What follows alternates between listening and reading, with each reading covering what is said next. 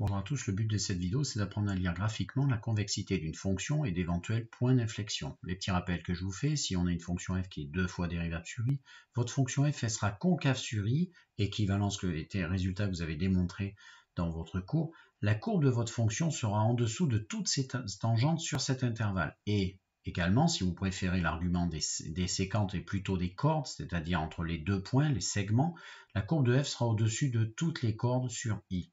Pour une fonction convexe sur i, en fait, ça va être le contraire. La courbe de f va être au-dessus de ses tangentes sur cet intervalle et de même, elle sera en dessous de ses cordes sur cet intervalle. Enfin, pour finir, la courbe de f va admettre un point d'inflexion là où votre fonction f va changer de convexité. Vous pouvez faire pause, je vous propose deux exemples et chercher ces interprétations graphiques et reprendre le corrigé avec moi après. Donc, nous voilà partis. Moi, je vais essayer avec les tangentes. J'imagine que je les fais circuler sur ma courbe de ma fonction. Et donc là, je vois que mes tangentes sont au-dessus, d'accord, de ma courbe de ma fonction, ou alors ma courbe de ma fonction est en dessous de ces tangentes. Et du coup, ici, vous voyez, ici, là encore, je suis donc avec des tangentes qui sont au-dessus. Je suis avec une fonction qui est, pour l'instant, concave. Et je suis en train de voir qu'ici, ça va peut-être traverser, je vais peut-être traverser ma tangente va peut-être traverser ma courbe de fonction, je vais peut-être arriver au niveau du 4 que je vais mentionner. Vous voyez, au niveau du 4, j'ai peut-être ce qu'on appelle justement un point d'inflexion. C'est là où ma tangente traverse la courbe de la fonction. Ensuite, mes tangentes, si vous regardez bien, mes tangentes, je pense qu'elles vont rester en dessous. Et donc là, je vais changer de convexité, donc c'est ce qu'on voulait dire, et je vais devenir convexe. Alors, vous pouvez essayer avec vos cordes, et les cordes, c'est encore plus net ici. D'accord, mes cordes, elles sont au-dessus de ma courbe ici, donc je suis bien convexe. Ici, elles sont bien en dessous. D'accord, donc en fait, il suffit d'écrire ces résultats, et donc je vous les affiche. Ma fonction f, elle semble concave sur l'intervalle moins 2, 4, puis convexe après de 4 à 10 sur l'intervalle 4, 10. Comme elle change de convexité en x égale 4, eh bien, ce sera l'abscisse de votre unique point d'inflexion pour la courbe de votre fonction.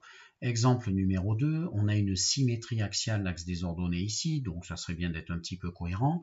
Si on imagine mes tangentes ici, elles ont l'air d'être en dessous, en dessous, en dessous, ou mes séquentes au-dessus, comme vous voulez. En dessous, en dessous, en dessous, en dessous.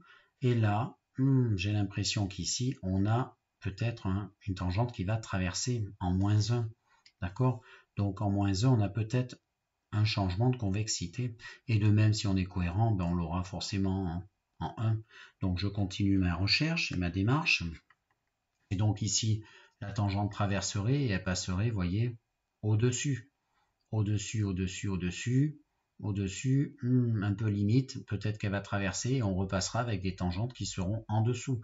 Donc en fait, de moins 3 à moins 1, on aurait une allure bosselée vers le haut, donc convexe. Ensuite, on aurait une allure pour ma fonction, et donc ici ma courbe représentative, on aurait une fonction concave, et puis ici après à nouveau convexe. On écrit tout ça, donc comme on l'a fait tout à l'heure précédemment, on écrit tout ça et on déduit les éventuels points d'inflexion qui sont donc f sans convexe d'abord de moins 3 à moins 1, puis concave de moins 1 et convexe ensuite de 1 à 3.